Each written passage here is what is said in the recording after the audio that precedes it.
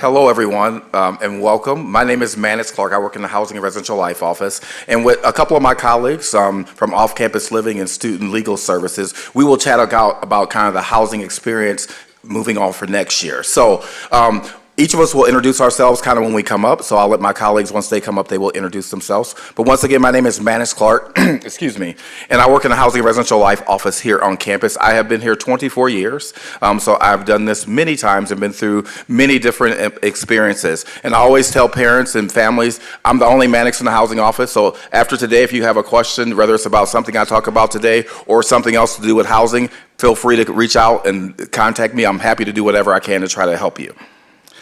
What I'm going to spend most of the time today talking about the experience that your student if they want to return to campus. And then my colleagues will talk about kind of if they're moving off campus. So that's kind of how we split it up. I will take about 10 minutes. They will take a little bit longer, but because about 20 to 25% of our students choose to stay on campus, the other 75% move off campus. So part of our presentation is based on that, just so you can understand what will happen there. The first thing is that most of your students, and most of the students in the room, if the students are in the room, when you apply for housing as an incoming first-year student, you did all that, you selected how you wanted to live and where you wanted to live, and then housing looked at your preferences, and then we assigned you a housing space. It is very different when you turn around, you want to return to campus for a second year. One of the things we talk about is kind of this residence hall versus apartments. Most of our first-year students live in traditional residence halls. So if your student's a first-year student, or if you're a student here, you probably live in a residence hall. We almost flip the script a little bit when it becomes for a second year and on. We do have some residence hall space available. There's some limited space available in 17th Avenue, Bailey, Centennial, and Pioneer, and then some learning communities and some other spaces. But because we save most of that space for first year students, many of our second year students and above lose to our apartment space. One of the things I mentioned before is when you sign for housing initially, we assign you a space. When you do room sign up, a student selects their own space. So they will be able to go into our system, see what's available, and select the space that they would like. That's the process. If they know who they want to live with, in essence, one of those people will become almost like a captain, and they will assign the other students up. Every student has to do something themselves to accept that, but if they're in the groups of 3 or more, those students will sign themselves. They will have a captain who, in essence, could on them kind of have the ability to be able to sign up that whole group. Unique benefits, what we talk about a lot of living on campus, they're the same as it is now. There's still one bill. There's still, the student has all the things that we do on campus. If they want dining access, if they live close to campus, our rates are based on our rates. You'll know what our rates are in advance and all those types of things. We do have learning communities for second year students, so there's a number of students who choose second year learning communities. It is still a great opportunity for students to connect with people who have similar interests to them. I've listed on the screen our learning communities. Also, and it will be on this as well, but if you go to the main housing page, or if you go to a short Z link, z.umn.edu/room sign up, you will see all the information about room sign up. Your student will get information about room sign up starting next week. If we have your email address as a parent or a family member, we also will send information out just to say what the process is. Because we have an off-campus housing fair that's coming up that my colleagues will talk about, and we try to make sure all that information is kind of out at the same time so students have the opportunity at the same time to see all that information. Contract lengths, before I don't go too far, I like this to put on the screen just so students and families will know what the contract lengths for our apartments as well as the residence halls. This is what they will be next year. Most of our apartments besides Keeler offer what I would say more of an academic year contract length. Keeler does do an 11.5-month contract length. It's our only building that kind of has a different length. Wilkins does not do summer housing at this point, so if a student wants to be here in the summer, Wilkins wouldn't be an option. For Radius and Udolph, they can have an academic year contract, but extend that into the summer if you would like to be into the summer. And then at the bottom is just our traditional residence hall contract period. Off-campus options, my colleagues will talk about that, so I won't talk about that today. But I will end mostly talking about the important dates as it relates to room sign-up. Like I mentioned at the top of that, you will see that's the address if you want to see all the room sign-up information, and it should have been updated as of yesterday. Starting November 14th, if a student is interested in returning to campus, they do what's called a returning student interest form. That lets us know that they're interested in returning to campus.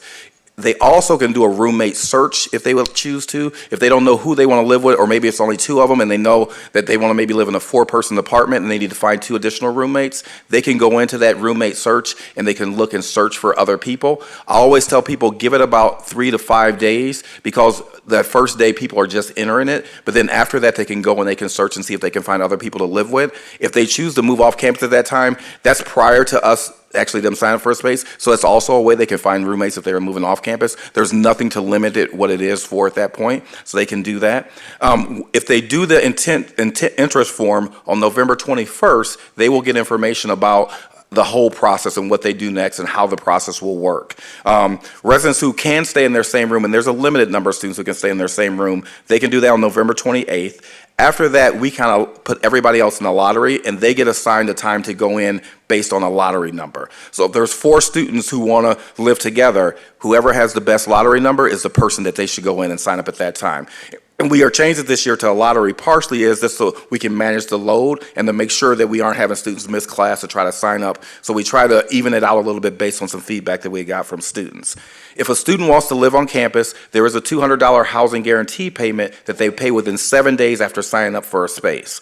We changed that a little bit this year, partially is because we want the students who really want to live on campus to sign up for a space and to be able to do that, versus students just holding the space and then other students can't get that space available. Because there is, like I said, a limited number of space available for that. One of the things I will also highlight, if your student does sign up for housing and then they decide that they are studying abroad or they're doing an internship outside the metro area, they still can get out of their housing assignment. If for some reason they withdraw or they can't make a semester or taking a semester off, they still can get out of their housing, because we will let students out if they have study abroad internship out of the metro area, or if they don't attend school, if there's something else that happens. There's some other extenuating circumstances as well, but our staff will be happy to help there. That may be it. There's my contact information. I'm going to turn it over to my colleague Mark and let him talk. Like I said, afterwards we should have some time at the end that we can answer some questions. But thank you very much for being here today, and I'll get Mark's stuff set up and then we will be good to go. I just want to make sure that I get help you. Perfect. Where's my start at here? There. Oops. I went back to yours. So what are we going to do to... Let's see what we can do here. My grandkids aren't here, so I can't figure this out. And my name is Mark Karen. I'm Director of Student Legal Services. I'm an attorney. Oh. And I've been here since last century. So I'm going to talk a little bit about legal rights and some of the things that we offer to students and what we can offer to all your students. Up front here, after the program, you can pick up a brochure which talks about all the rights that the students have, or all the services that we provide to students.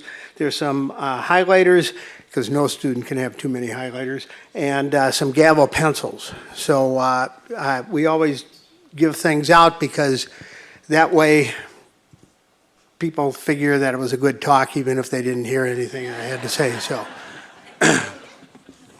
So, once again, welcome to all the parents, and as I said, my name is Mark Karen, and I'm going to talk a little bit about student legal services. Students are under a lot of stress. And this was a study that was done at St. Mary's Hospital at Rochester. As you can see, attached, there's a picture of 2 identical dolphins in it. And depending upon how much stress you find yourself under, there'll be differences in the picture. And so hopefully you won't see anything different.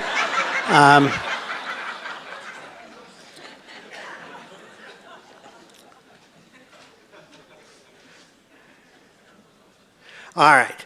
About SLS, we were established by students 47 years ago when they went to the administration and told the administration that they could not address legal issues. And part of that relates to the 26th Amendment to the United States Constitution, which lowered the age of majority from 21 to 18. So literally every student who now attends the university is an adult. And 8 weeks out of high school, they're on campus and they're able to do things, like I said, when I was a student, that I couldn't do. They can have their own credit cards, they can sign leases, they can do sue and be sued in their own name. So there's a lot of stress that is placed on students that didn't exist 45, 50 years ago. We have 7 experienced attorneys. Our youngest attorney has 8 years of experience, and our oldest has a lot more than that. So this is our logo, which violates trademark, as we have given Goldie the scales of justice and gavels.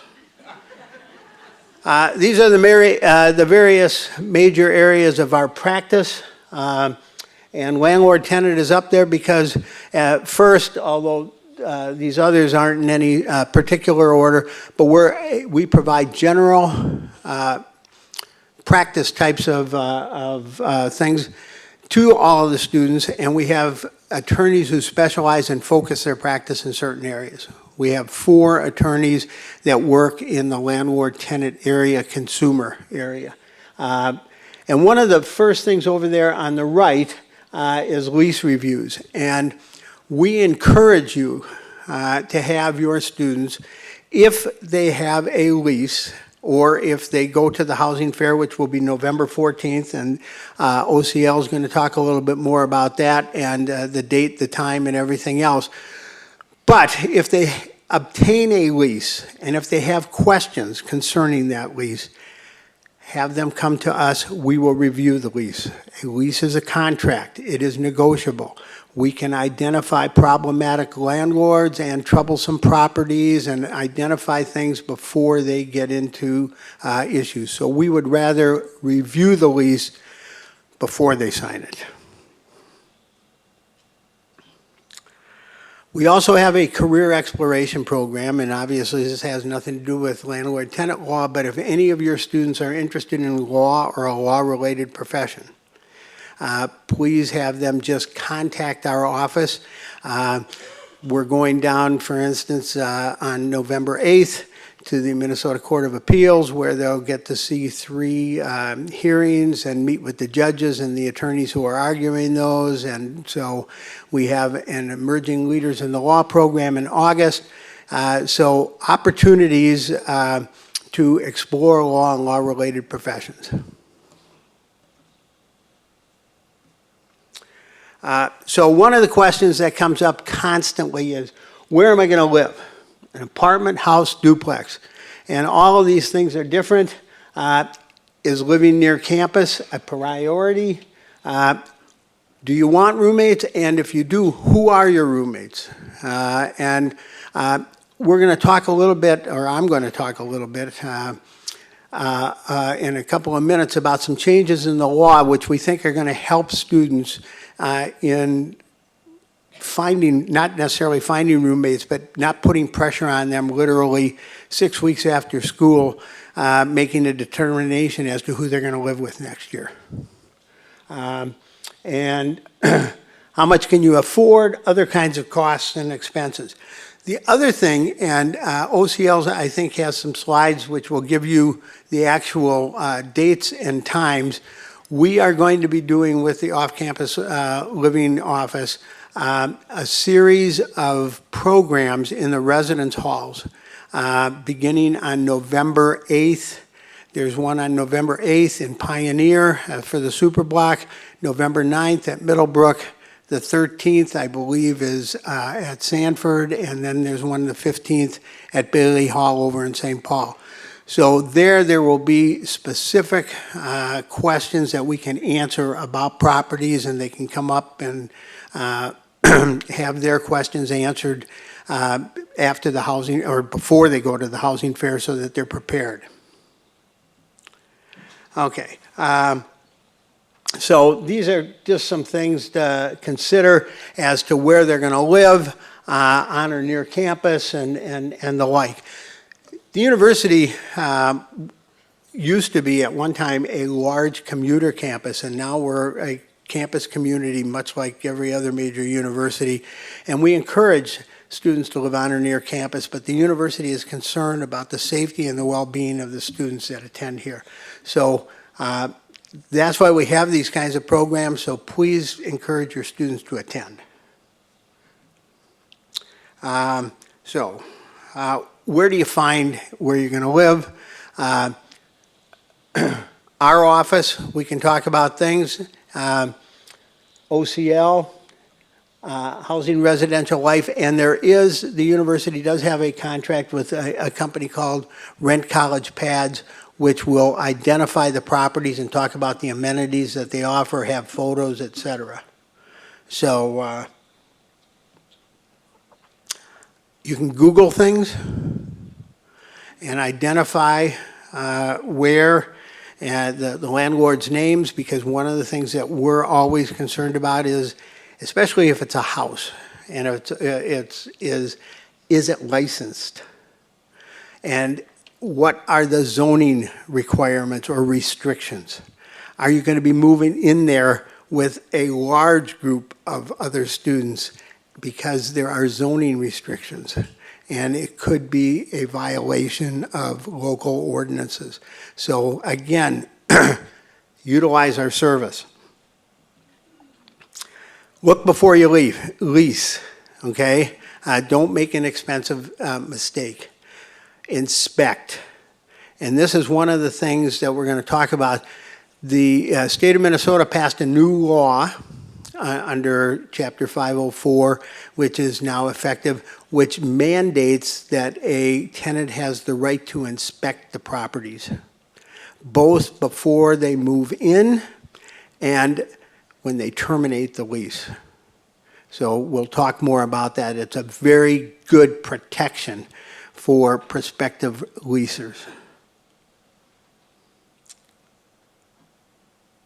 Some of the things that are on this slide and electronic signatures, again, something that is common. Don't do what I do sometimes, which is quick and then go, uh-oh. Because once it's out there, it's hard to get it back. So this is the new statute, 504B 182. There's not a test after, so you don't have to know this or anything like that. But landlords must notify the tenant of the right to request, and the move-in inspection 14 days or more, or within 14 days of move-in, and then move out within 5 days of termination of the tenancy. So the tenant has to request it. Now, one of the things that we'll talk about, which is a major issue as to why we encourage students as well to come in and see us, is some of these leases are very complicated and very long. There is one landlord that has a 33-page lease and 17-page addendum. Okay? Now, it's really complicated because it's a company that is out of Chicago, and they have a provision in there that says only those provisions within the lease applicable under your local state laws apply. Well, what tenant knows that? So those are the types of leases that we think are really important for you to have your student come in and make an appointment with us to review.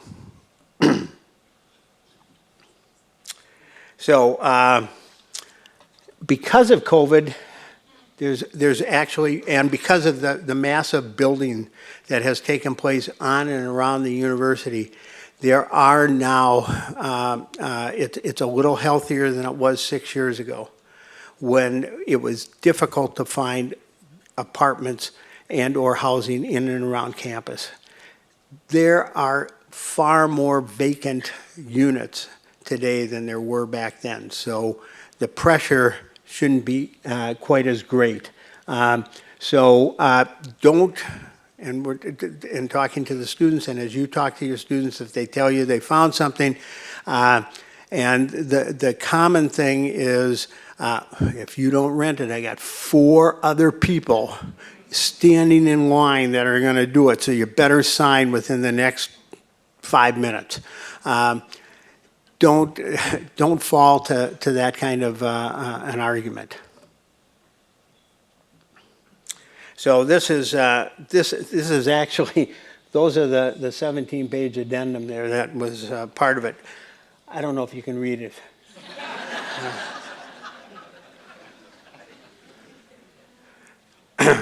So we'll review leases, go over the process, go over everything with them and what the terms are so that they have good knowledge and understanding of what it is. Security deposits. A lot of landlords have now gone away from security deposits, and they aren't necessarily mandating them. And the reason that they do that is that it gives them an opportunity at the conclusion of the tenancy to immediately bring in action against somebody without having to or credit, and to try and make a claim for the damages that were sustained. And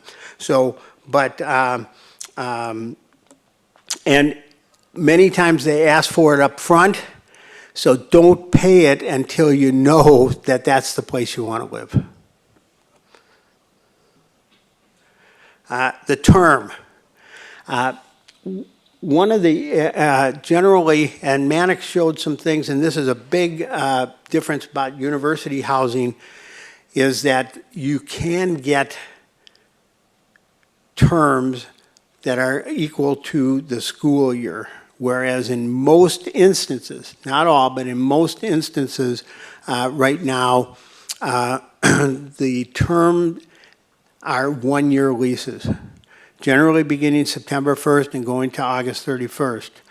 And the issue that relates then is your student going to go home during the summer? Are they going to attempt to sublet? Are there restrictions within the lease on subletting provisions?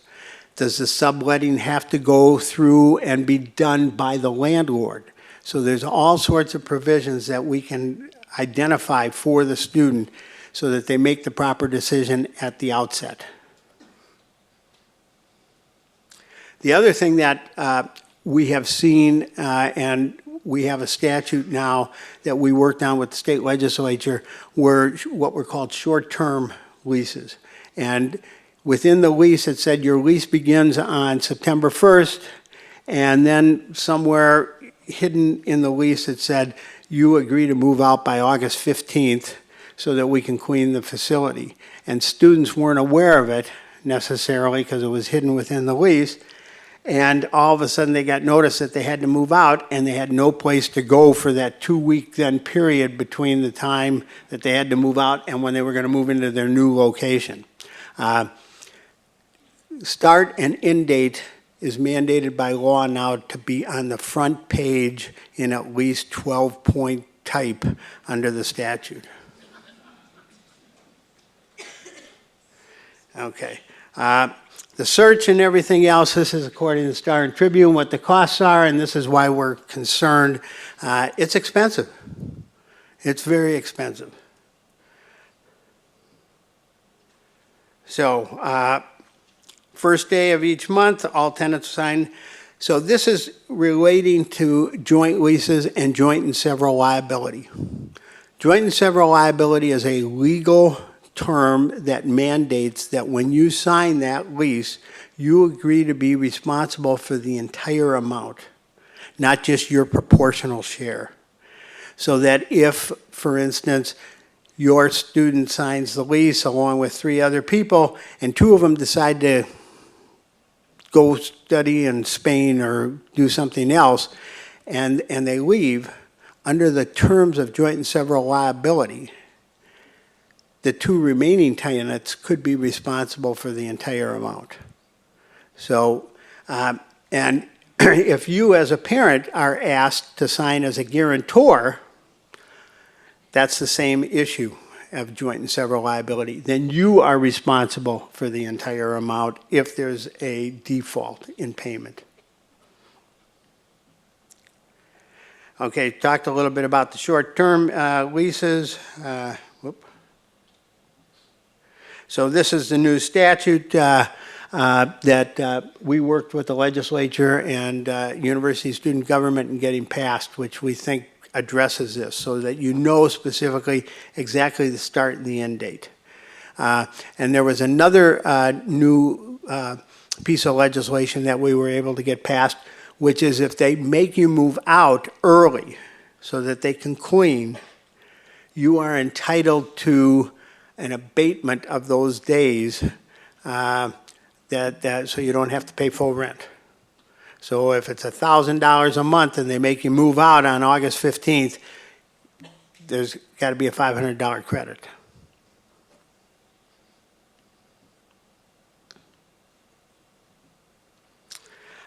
This is another new statute that was just passed, which is right to privacy, that landlords must give the tenants 24 hours notice before they can enter, and they can only enter the apartment or the home or wherever it is between 8 a.m. and 8 p.m.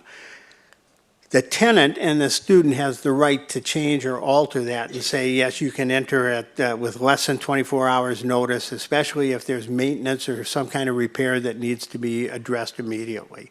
But this was because many landlords were trying to show apartments and they were just knocking on the door without any notice and saying, well, I've got a prospective tenant, so we want to come in.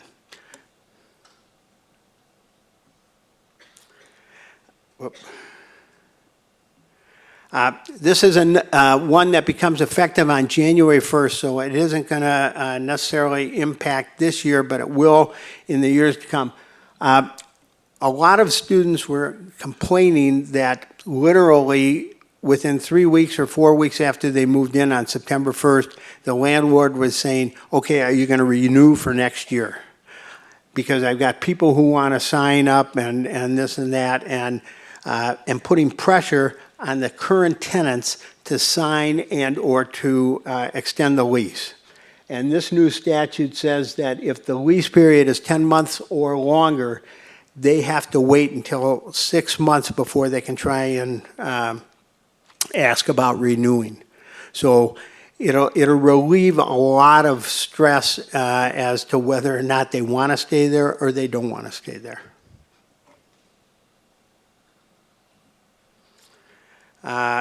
Already talked about security deposits, housing inspections. So we work closely with Minneapolis Housing Inspection, and we also have a seat, and when I say a seat, one of our attorneys is on the Minneapolis Rental Property Advisory REPAC Board. So we are able to talk with the city council and the inspections department about housing changes and laws. And also with the District Alliance and et cetera.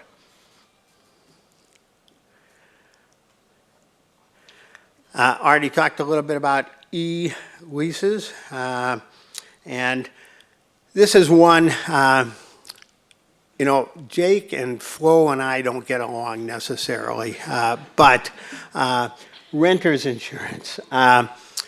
One of the things that you want to do is talk to your student and or to your insurance person and find out whether or not your homeowner's policy covers your student for any kind of losses and property losses at property that they might be renting. If it does not, we highly recommend renter's insurance. It is very inexpensive. It's about $10 a month. So it's 120 bucks or so, and it's worth it, especially if, you know, something happens and somebody breaks in and takes a laptop or whatever it might be. So the first thing you should do is contact your homeowner's insurance agent and find out whether or not your student is covered as a named insured under your policy in the properties that they are renting. If they are not, then contact or talk to that person about getting renter's insurance.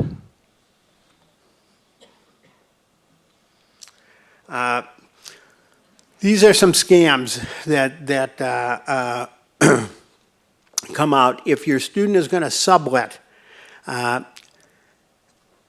and they get something, this is a common kind of thing that people will go on Craigslist or wherever they're going to advertise that they're subletting their property, and they will write back and say, I'm going to send you, I know you only want $500 a month for those 3 months, $1,500. I'm going to send you $2,000.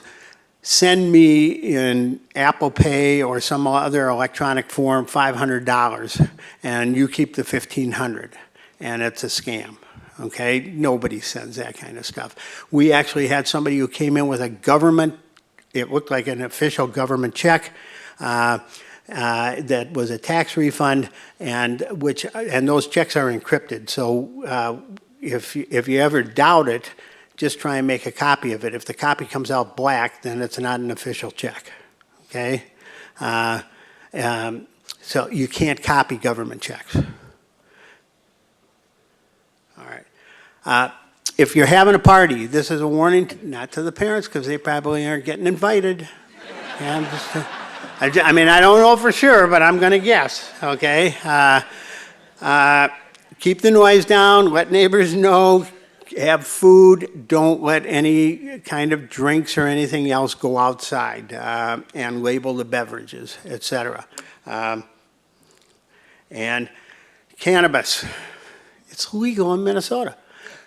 It's not legal on campus, and if it's in any kind of Section 8 housing or federally subsidized housing, it isn't legal there either, because any institution, any entity that receives any kind of federal funding or assistance, cannabis is still illegally on a federal level. So whatever Minnesota or the 22 other states who have legalized it say, you can't have it, so be careful with that.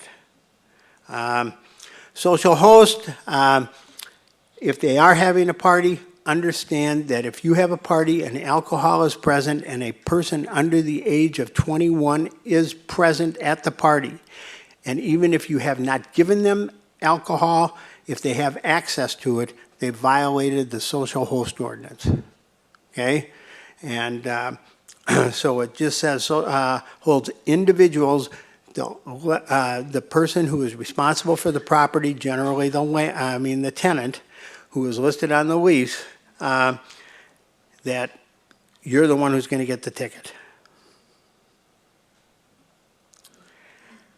Last couple of things is that student conduct code. Keep in mind that there is a student conduct code, and it applies to both on and off-campus activities.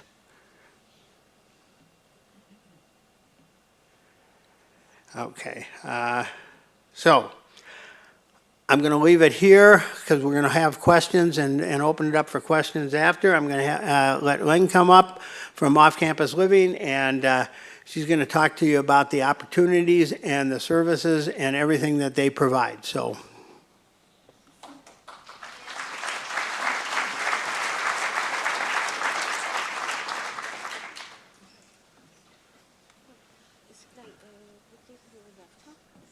I'm trying to figure out how to get yours up here.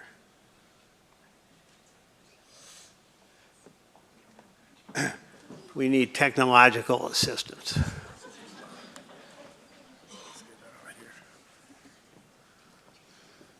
We'll see if we can figure it out here. Is this it?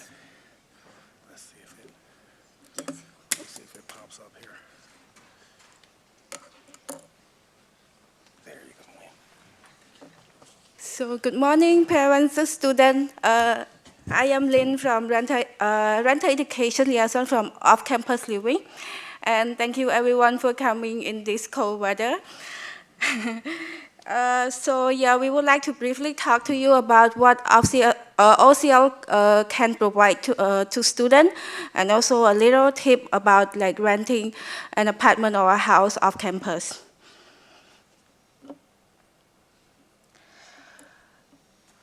Okay, so our core job is to help students build connection on and off campus. So regardless of whether you are going to move outside campus, we would like to ensure that you have social activity with students on campus. We also want to make connection with students, with their neighborhood and their yes. And also we will provide like the resource for to improve the renter experience, like the knowledge about renting and how you can better connect with your neighborhood and friend nearby. And we also have the surveys and program to meet practical social advocacy needs, like voter outreach and other social activity.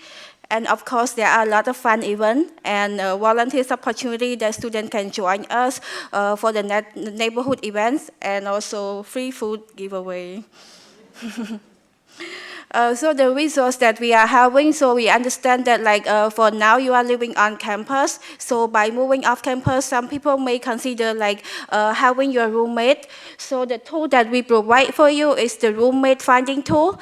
So it's the spreadsheet that student can sign up by having your own preference of where you want to live and like the budgeting and whether you want to live in with a lot of roommate or just two, or yeah, you can fill up all the information that listed, and then our team will allow you to be in the Google group, and you can see a lot of people with the same interest, and you can matching with them. And of course, OCL cannot help you with matching because it violates to school policy. So yeah, all the best that we can help is that you can see all the students with the same preference, and then you can match with each other. We also have the Facebook group, like a roommate finding and housing group, where students can post for finding a roommate or a house. For the group, we will verify whether you are a student. Yes, so parents cannot access to the group. But for the student with the valid UMN ID, you can access to it, and so that we can monitor those who are non-student cannot access to it. And we can also see that there are a lot of Facebook group for the UMN roommate finding, but if you are looking into it, just be aware of scammer. We also have the listing service where the property owner posts their house or property for listing.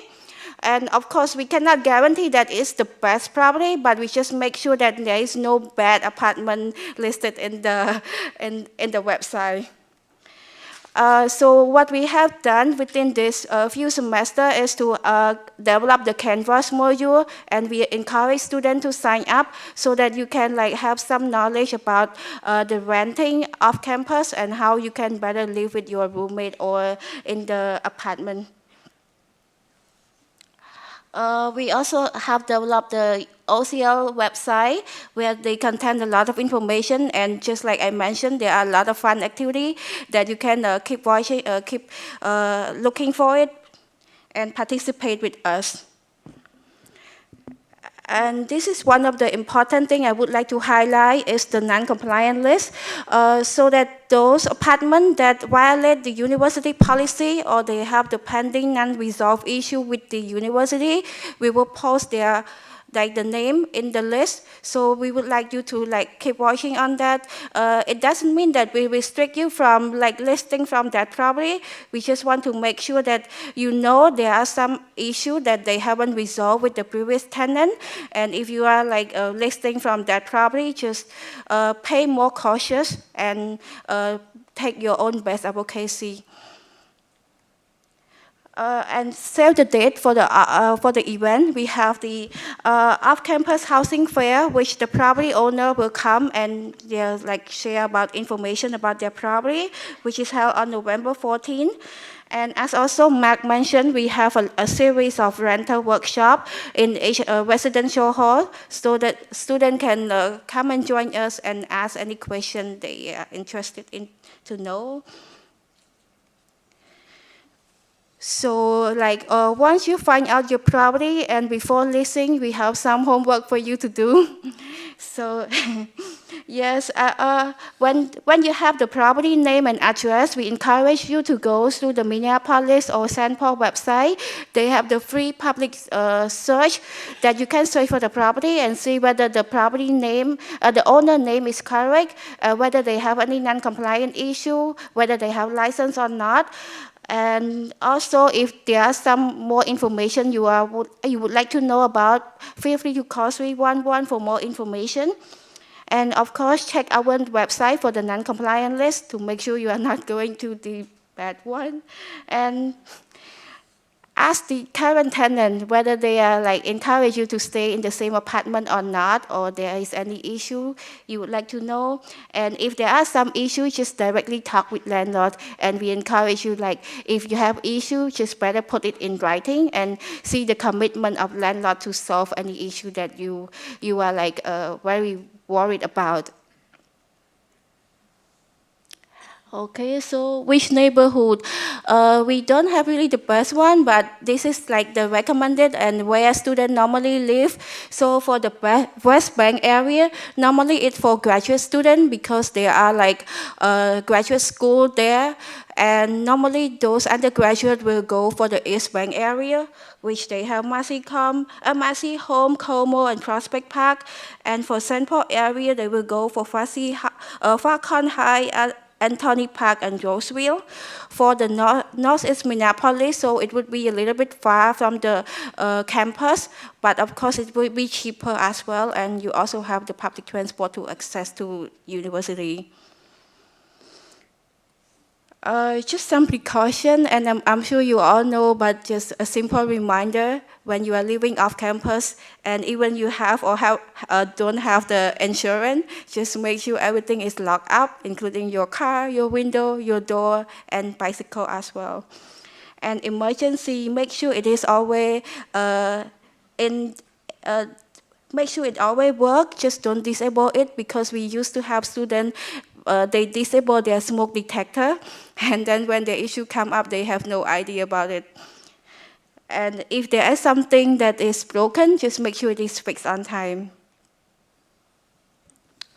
Okay, so while you are living off campus and may also still want to study on campus in the library at night, we also have some resource for you. So we have the escort, 624 walk that there are students that volunteer to help you, escort you back home, but it is within 1 mile from the campus. We also have the Gopher Chauffeur, which is like Uber, but it is free, but it's only within certain area and certain time frame, and make sure you book it 30 minutes in advance so that they can be ready for you. And also watch out for the code blue phones, because they have a lot in the campus. And in case of emergency, you can use the service and the police will arrive within 1 minute. We also have the virtual guardian, which is called Rail Guardian Campus Safety app, so that it when you sign up and then using the service and you walk back home, if they don't get notified that you are safely home, they will notice they will call you or the emergency contact to make sure that you are home. Otherwise, they will go and find you. Okay, so yeah, I mentioned about some neighborhood association. So if you are living in one of those neighborhoods, feel free to sign up. There are a lot of fun activity, free event, and free food, also gym and other yoga and some of the stress releasing activity as well. And we also working on the Pack and Give Back project. It's the project where students can have their usable product pack and donate back to the community, to the students who are in need. And also, if you are moving out for certain periods of time for exchange study or go back home and don't have any place to put your product, your item, you can also rent the space for us within the affordable price. Yes.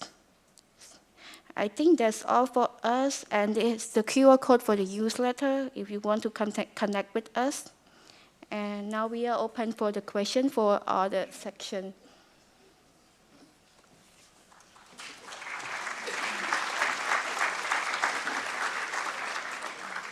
I think we have about 10 minutes, so we can try to take some questions. Yes. So next month, if they plan to stay on campus for another year, they'll sign up for the lottery, right? Will they also, when do they start looking at leases for the following year? You mean if they're on or off campus? If they're going off campus, Okay. when do they start looking at leasing? Okay. I think I'll see if I answer your question. The question is, next month, we will start sign up, excuse me, for on-campus housing. But if they're looking for leases for next year, some of our students have already probably started looking. But they have really, up until now, until May or whenever they choose to try to find a lease for next year. I just really encourage you, as Mark said, to have our colleagues in Student Legal Service look at them as well. What other questions do we have?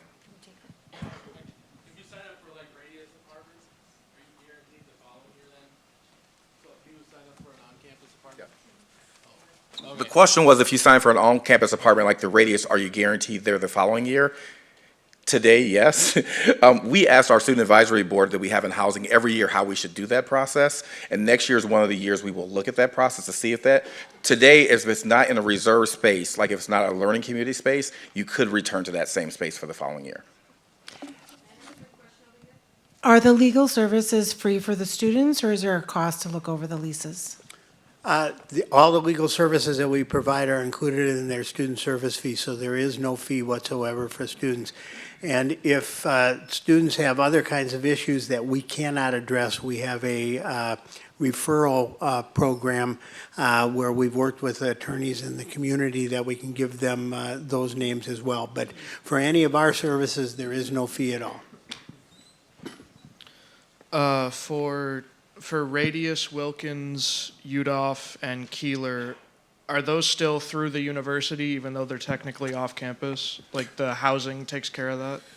The questions about the 4 apartments and housing. Housing, we actually master lease to Radius, so all the students there are university students and the housing manages. The university owns all the 3 other buildings, so they are done through the university, and the university contracts everything there. The only difference of the Radius is the Radius facilities is done through the Radius. Everything else in the Radius is managed by the university.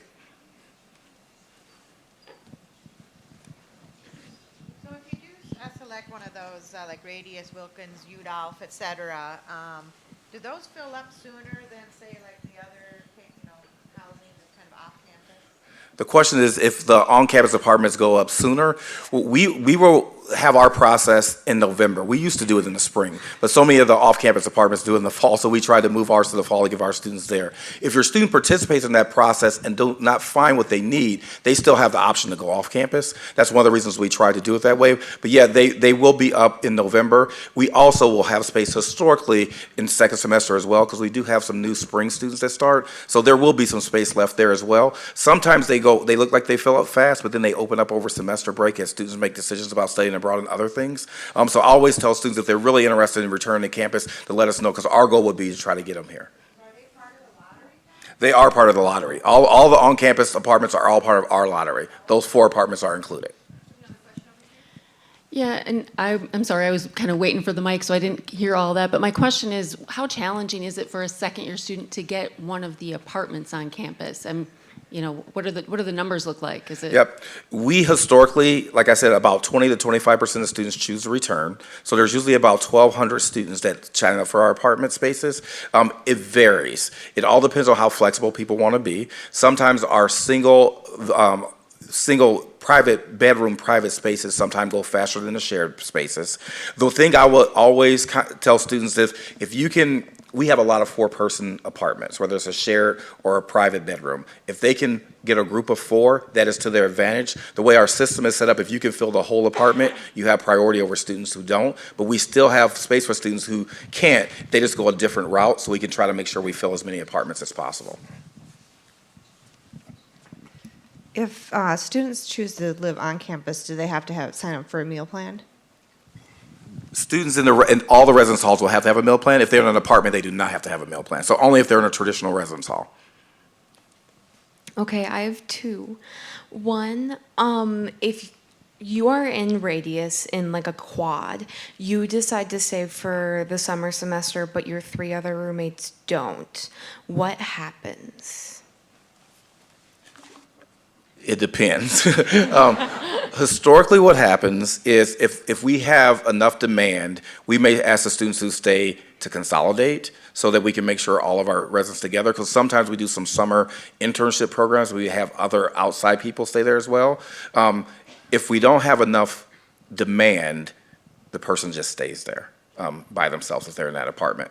That's what it would have been this past summer. But previous summers, we try to put as many people together as possible just to maximize the space usage and then not have people by themselves. But that's not always the case. It just depends on the demand. When do they actually? Second question, that law that states that we have 14 days to tour the apartment if we're living off campus, does that also apply to Radius and Wilkins? It does not.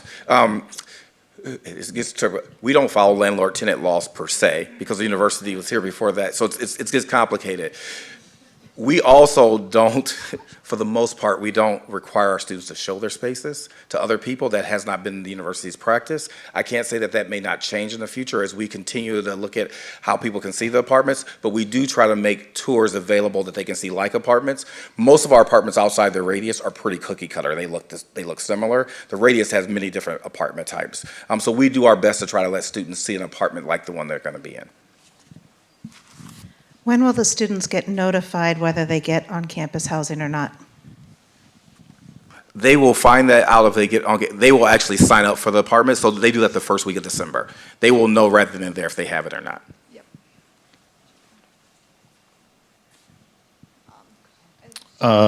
You mentioned about on-campus apartments, and you said groups of 4 will most definitely get in an apartment. Can a student who does not have 4 roommates, maybe they have 2, can they go in and do random inside those apartments?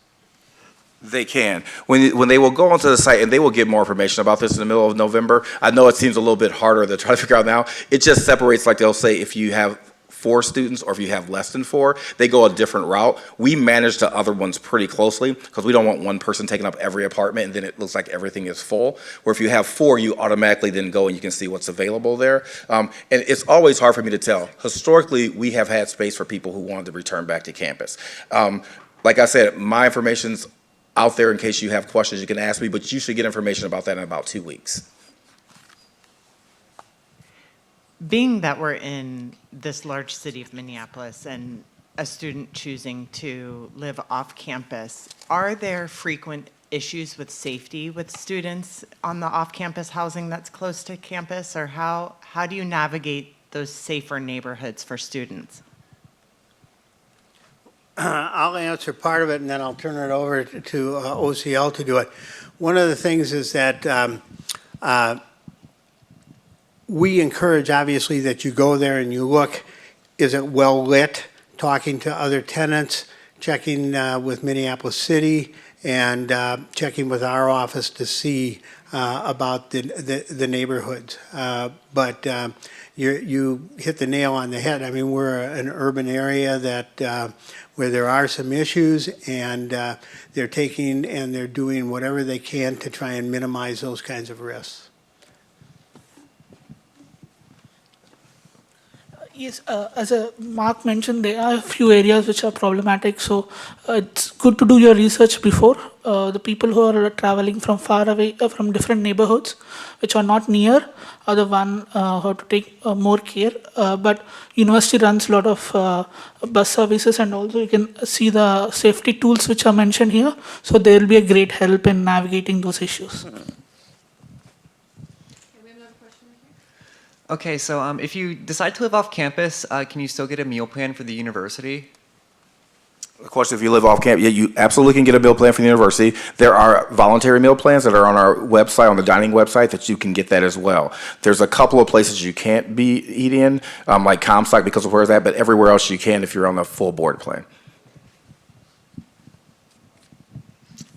Hi, thank you for the talk. My question is regards to the renter's insurance. We're from California, and it's very difficult to extend new policies out there in California. And so do you have suggestions on how our student can get renter's insurance if you guys go off campus?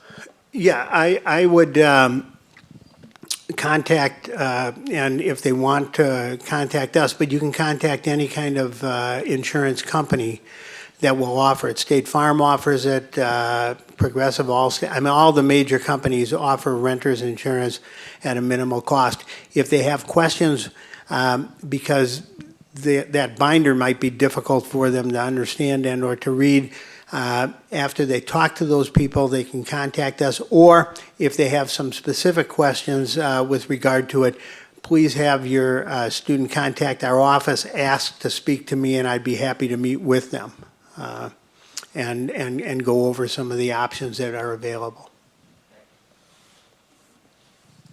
I had a question regarding the Pioneer Hall second year CES Living Learning Community. If my son wants to be in that community, but he wants a single room, is that a possibility, or are they only for doubles or more? You may be questioning my memory here. It may be mostly doubles, but if you send us an email, and I'll give you my card afterwards, I will look it up and let you know what space is there. Thank you. Just double checking, if the student is in an on-campus apartment like in UDOF, and they want to stay for the next year, are they guaranteed to stay there? It will depend on what room they're in UDOF. Some of the space currently in UDOF is only for first year or for transfer students. If that's the case, they would not be able to stay there, and they will be told that in about 2 weeks. If they're in a traditional space in UDOF where they can stay there. So it just varies on where they're at in UDOF. So transfers can only stay for the 1 year that they are? If they're in the transfer community, they only can be in that space for 1 year. Just because they're a transfer student, they might not be in a transfer learning community. It depends on where they're at in UDOF. Some spaces are set aside for they're in a transfer learning community. Therefore, we use that same space for that community next year, and those students can't return there. If they're in a traditional space in UDOF that's not there, then they could return. Okay, thank you.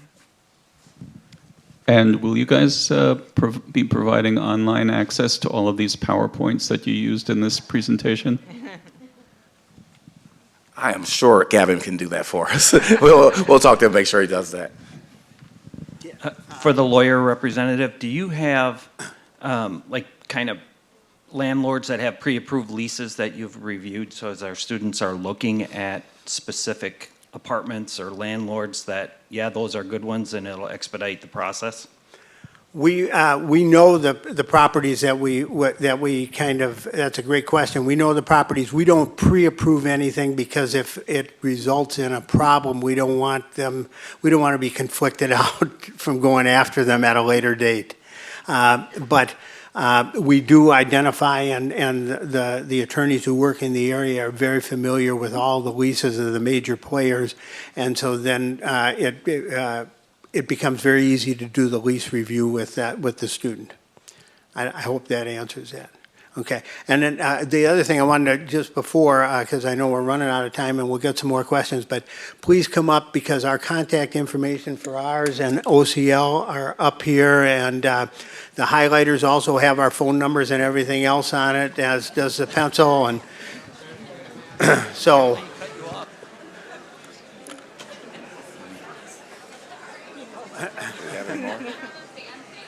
Oh, they are. They are.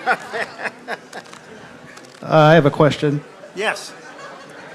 I didn't mean to end it, but go ahead with the question. Okay. For the on-campus apartments, what does that include? Appliances and furniture, or what's included? All of the on-campus apartments, everything's included. They're all furnished. And utilities, everything there. We don't charge any additional amount, so it's all included. They're all inclusive. A question about off-campus housing. We see some leases that are for the entire apartment and some leases are for the room. Can you talk about the difference? Yeah. So what has happened with some of the buildings is that they will lease a room, and then common spaces are shared by all of the people, and that the rooms are locked. So that you have the ability, but it's a separate lease for that one room and then shared common spaces. So if that is something you want to make sure that you are satisfied and, or that you can find out as much as you can about the other people who might be sharing that common space with you. Do they have significant others that are going to be running around in there? Are they smokers? Are they, are they grad students? Are they even students? So that it doesn't interfere with your studying and other kinds of things.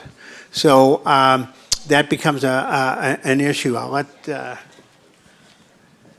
Yes, so most of the off-campus apartments have the matching service too. So they try to pair you up with the same students or not. You have to mark your preferences there.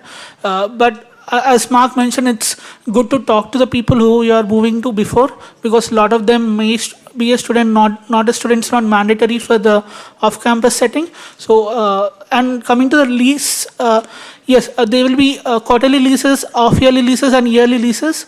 It's completely up to the landlord how they want to operate, and each lease might have a different price range. Like longer the lease, the lower the rent. So that is all up to how the landlord wants to run his apartment. I have a question about rent amounts. How do the off-campus and on-campus apartments compare? I mean, are they pretty competitive, pretty similar, or? The on and off campus, or just the comparable, that's the off campus ones?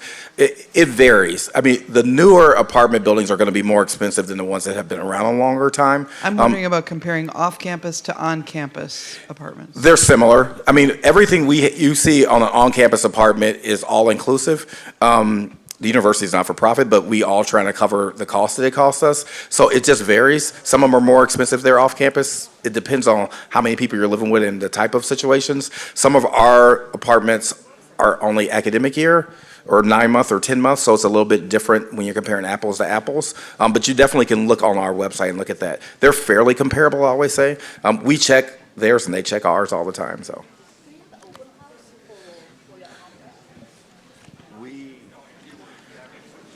And just one more point on that, the properties which are closest to campus are already always expensive compared to which is far away from that, because there's a traveling part included. So just that is an important point when you're comparing the properties.